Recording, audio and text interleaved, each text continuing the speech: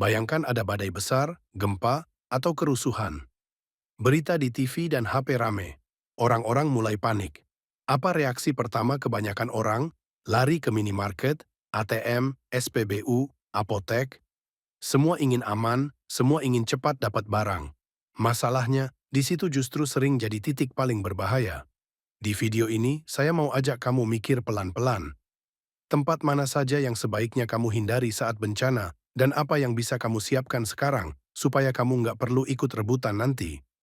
Kita mulai dari tempat yang paling umum, toko bahan makanan, supermarket, minimarket, dan warung besar. Waktu ada pengumuman bencana, apa yang terjadi? Rak mie instan, beras, air galon, langsung habis duluan. Orang dorong-dorongan, emosi naik, semua merasa, aku juga butuh. Masalahnya bukan cuma stoknya habis. Saat orang sudah capek, lapar, takut, dan merasa, kalau aku nggak ambil sekarang, anakku bisa kelaparan. Sedikit saja pemicu, dorongan kecil, kata-kata kasar, itu bisa berubah jadi keributan, bahkan kekerasan. Dari sisi syariat, kita juga diminta tidak merugikan orang lain, tidak zalim, tidak mengambil hak orang lain, tidak serakah saat orang lain juga butuh. Makanya, yang paling aman bukan paling cepat lari ke toko, yang paling aman adalah kamu sudah punya cadangan di rumah sebelum orang lain panik. Bukan berarti kamu jadi penimbun yang rakus. Caranya sederhana, setiap belanja bulanan, tambah sedikit beras, minyak, garam, mie, air minum. Jangan tunggu berita bencana dulu. Simpan rapi, pakai sistem yang lama dipakai dulu. Jadi saat orang lain panik ke toko, kamu bisa tenang di rumah. Fokus jaga keluarga, bukan ikut dorong-dorongan di antrian. Di zaman sekarang, banyak orang jarang pegang uang cash. Semua pakai kartu, mobile banking, e-wallet. Begitu ada bencana, listrik padam, sinyal kacau, tiba-tiba banyak yang baru sadar. Loh, aku nggak pegang uang tunai sama sekali. Akhirnya apa? Semua lari ke ATM yang masih hidup. Antrean panjang, emosi panas, dan ingat, isi ATM terbatas. Kalau sudah kosong, selesai. Belum lagi, kalau sistem bank error antrian, bisa penuh orang yang sudah menunggu lama, capek, kesal, dan situasi begini gampang sekali jadi ribut. Solusinya bukan, kalau gitu aku tarik besar-besaran sekarang dan simpan di rumah semua. Itu juga berisiko, solusi yang lebih sehat, biasakan selalu punya uang cash cadangan di rumah. Nggak harus besar, tapi cukup untuk beberapa hari kebutuhan pokok. Pecah jadi pecahan kecil, 10.000, 20.000, 50.000. Biar mudah bayar tanpa ribut soal kembalian. Jadi waktu orang lain antri di ATM sambil panik, kamu sudah tenang karena masih bisa beli kebutuhan dasar tanpa rebutan. Banyak orang baru ingat obat saat sakit. Begitu ada bencana, listrik padam, akses rumah sakit sulit, apotek langsung penuh. Bayangkan, orang yang butuh obat jantung, obat darah tinggi, obat asma, obat rutin lainnya. Semua butuh cepat, apotek stoknya terbatas, antrian panjang. Orang lagi takut, lagi tertekan. Situasi ini mudah sekali memunculkan dorong-dorongan, teriak-teriak, orang yang merasa lebih berhak dari yang lain.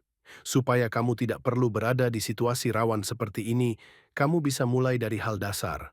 Pertama, kalau kamu atau keluarga punya obat rutin, minta ke dokter, apakah bisa punya stok sedikit lebih banyak, misal plus satu strip cadangan. Kedua, simpan obat demam, obat diare, obat flu ringan, cairan antiseptik, perban, plester, dan sejenisnya. Ketiga, simpan di tempat kering, tidak panas, dan cek tanggal kedaluarsa. Jadi kalau terjadi bencana, kamu tidak perlu langsung lari ke apotek di hari pertama saat semua orang juga panik. Kamu punya waktu untuk berpikir jernih dan memilih momen yang lebih aman. Kalau kamu tinggal di apartemen, gang padat, rumah petak berderet rapat, pusat kota yang sangat ramai, risikonya beda dengan rumah yang agak longgar dan berpagar. Di daerah sangat padat, biasanya lebih banyak orang yang tidak siap secara logistik. Jarak antar rumah dekat sekali, jalur keluar sempit. Kalau ada kebakaran, banjir, atau kerusuhan, orang susah bergerak.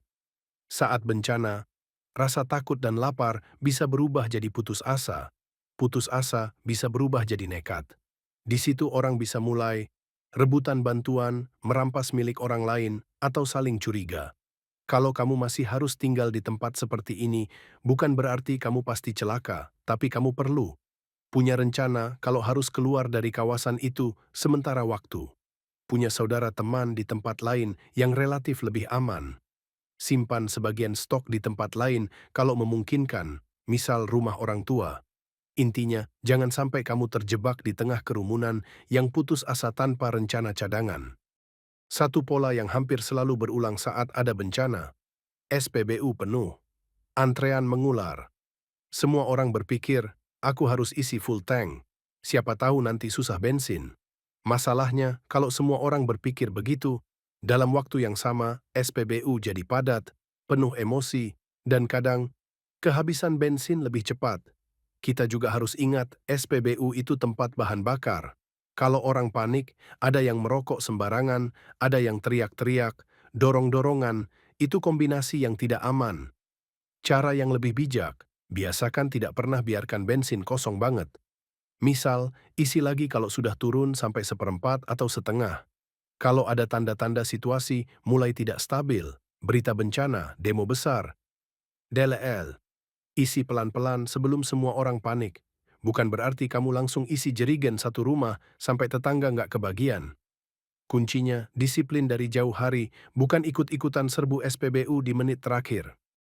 Kebanyakan orang baru bergerak saat semua orang sudah panik.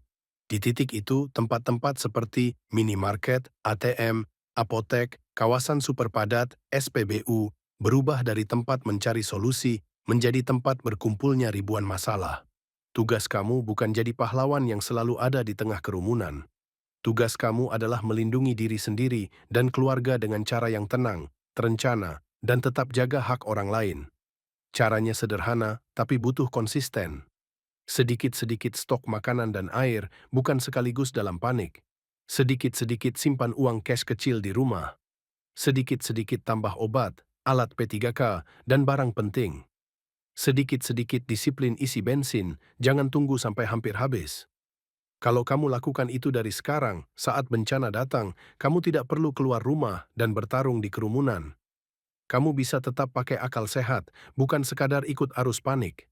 Dan di situ, kamu bukan cuma selamat, tapi juga bisa lebih siap menolong orang lain yang benar-benar butuh bantuan.